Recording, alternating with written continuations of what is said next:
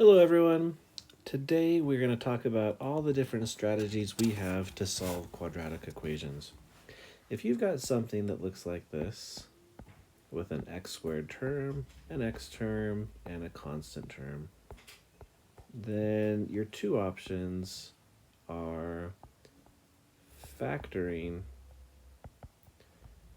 or the quadratic equation.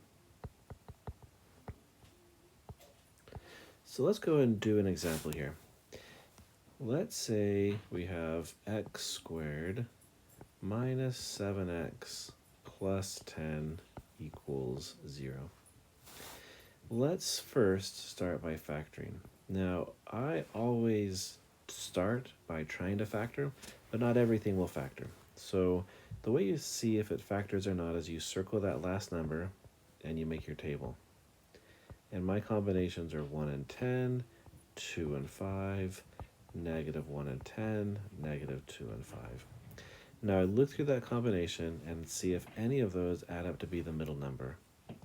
Now I find a combination that works, so that means it factors.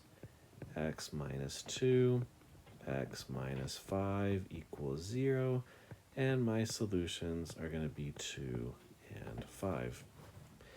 Okay, let me give you a question just like this one that's going to factor here.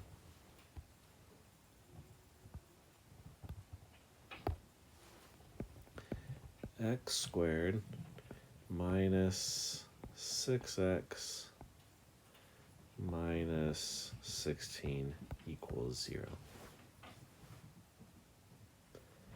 Okay, so the solutions here, well, let's factor first. So negative 8 and positive 2. Now we know this works because negative 8 plus 2 is negative 6.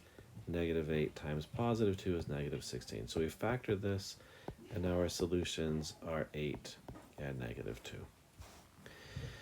Okay, now sometimes things won't factor. Let's take a look at this one.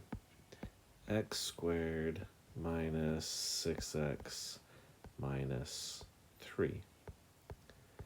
And let's check and see if that's going to factor. Well, negative 3, I got a 1 and negative 3, and a negative 1 and 3, and neither of those will give me the negative 6. So in that kind of case, I want to use the quadratic equation. So we're going to do negative b. So I should say that differently. Let me actually write the quadratic equation out. So the quadratic equation is negative b plus or minus the square root of b squared minus 4ac all over 2a. So my a here is 1, my b is negative 6, my c is negative 3. We're going to plug those in. Negative 6 plus or minus b squared minus 4a is 1, c is negative 3. Close it, and on the bottom 2a. So negative 6 is positive 6. 36, 4 times 1 times 3 is 12. Negative makes a positive all over 2. And so that's going to be 6 plus or minus the square root of 48 over 2. And we actually have to simplify one step further here. So the square root 48 is the same thing as 2 times 2 times, let's see what it is. 48 is 2, 24, 2 and 12, 2 and 6, 2 and 3. So it's the same thing as 2, 2, 2, 2, 3, all over 2. One of these comes out, one of those guys comes out, so it's 6 plus or minus 4 square roots of 3 over 2. And then we can break that fraction up into 6 over 2 plus or minus 4 square roots of 3 over 2. And we get 3 plus or minus 2 square roots of 3. Okay, So that's why we always look to see if it factors, because even though factoring is difficult, the quadratic equation is even more difficult. All right, let's go and talk about a different type of question, different type of strategy. Let's say we've got something like this. X squared equals 25. Okay, in this type of thing, we are just going to take the square root of both sides. So these ones are pretty easy. And we get x equals 5. But that's not the only solution to this equation. The other solution to this equation is going to be negative 5. Now, why is negative 5 a solution to this equation?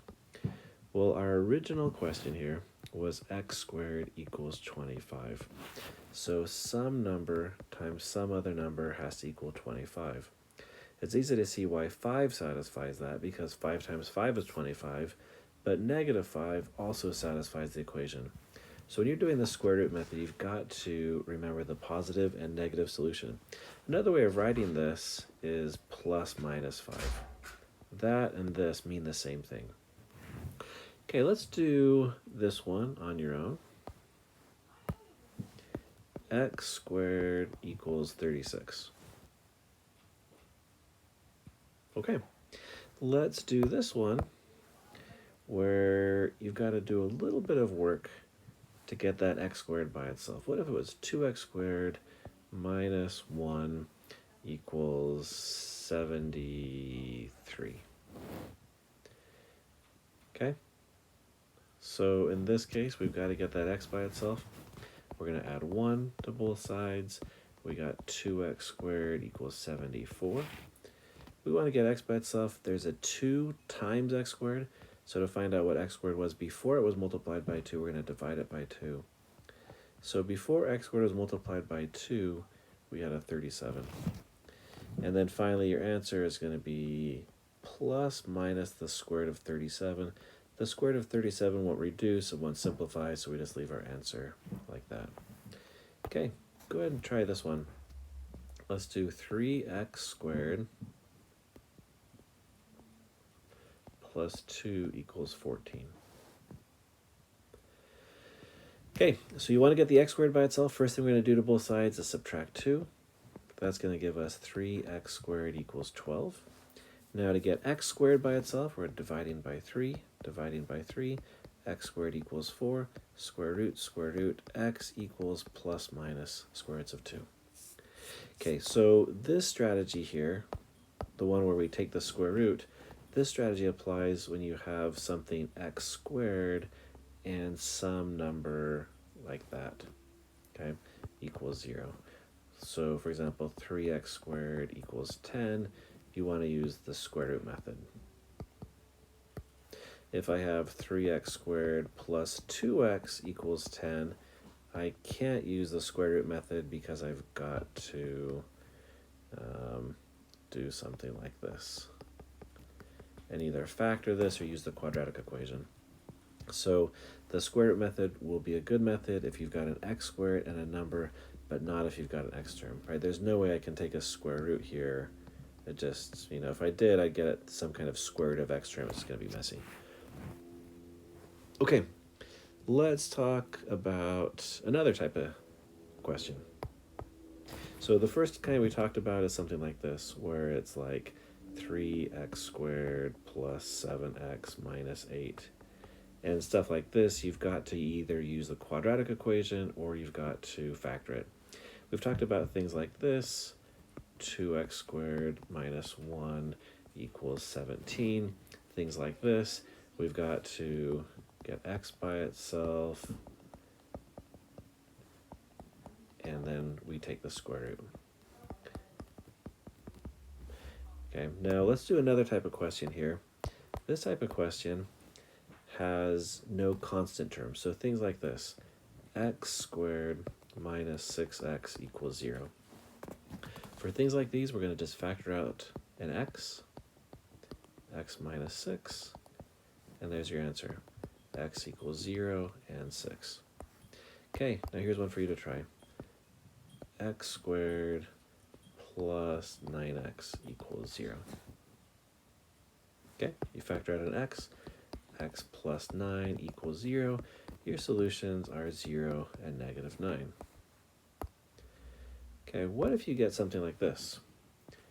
2x squared is equal to 8x.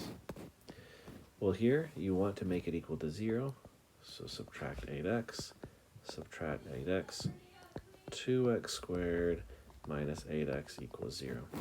Okay, what do 2x squared and 8x have in common? They both have a 2 you can take out of that, and an x, and so I got x minus 4. And so your solutions are 0 and 4. Now, if it's already in a form like this, 3x, x minus 9, then we can just write our answers 0 and 9. We call this solve by inspection because we can solve it just by looking at it without having to do any calculations. Okay, let's do another example here where we have, let's do something like this. Okay, so let's say we have 2x squared plus 11x plus 5 equals 0. Because it has an x squared term, because it has that term, because it has that, we've got to use the, we have to either factor or use the quadratic equation. Now, I'm just going to use the quadratic equation on this one, even though this question can be factored. So let's do this. A is 2, B is 11, C is 5. I'm going to just write out the quadratic equation. Plugging in those values, negative 11, and use a lot of parentheses when you do this.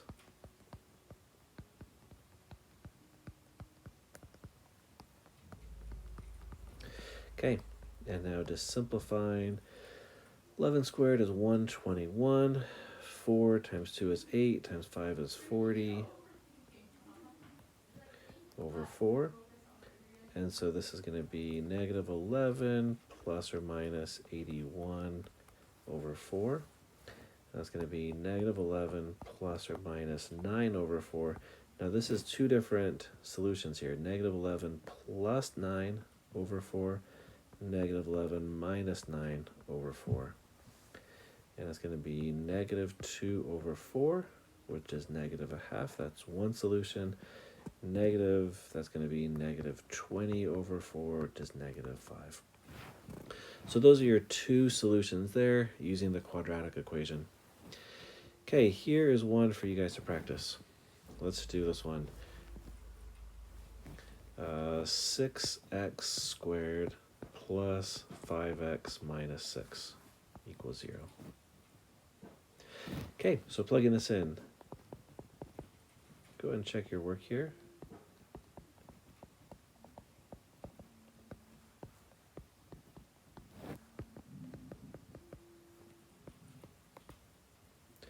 So negative 4 times 6 times negative 6. I'm going to look and say negative, negative, the sign is a positive. If you made a mistake, most likely it has to do with that positive, negative thing. So 6 times 6 is 36. 36 times 4, okay, 144, all over 12. So negative 5 plus or minus square root of 169 over 12. Square root of 169 is 13. And then from here you break that into your two different questions. Negative 5 plus 13 over 12, negative 5 minus 13 over 12. That's going to be 8 over 12, which is the same thing as 4 over 6, which is 2 over 3. This guy is going to be negative 18 over 12, which is negative 9 over 6, which is negative 3 over 2, I think. Did I do that right? Yeah, I think so. Okay, so you get 2/3 and negative 3/2. Now, you can't do this in the test, obviously, but one way of checking your answer if you're doing this on homework is to just type in the original equation like this into Google, and Google will actually show you step by step how to get the solution there. So again, you can't use that on the tests or quizzes, but as you're doing it and you're not getting the right answer, just check what Google does and follow along. Okay, one other type of question we're going to do is this. Sometimes you'll get something that looks like x squared minus 3x equals -2. Now here we want to always, when you're solving quadratics, make it equal to 0. And then factor if you can. So we're going to add 2, we're going to add 2, x squared minus 3x plus 2 equals 0.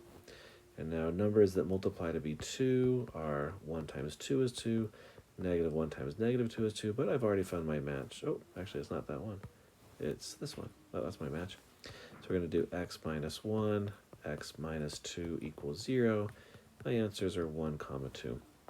Okay, here's one for you to try.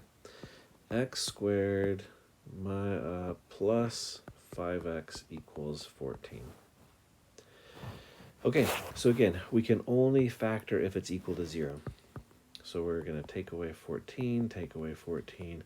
X squared plus 5x minus 14 is 0. -14, combinations here are 7 and 2. And -2 and 7. And I like this guy. So we're going to write x minus 2, x plus 7 equals 0. Always pause here to check. 7 minus 2 is 5. 7 times -2 is -14. So that's checked out, and my solutions are 2 and -7. Now, could you also use the quadratic equation?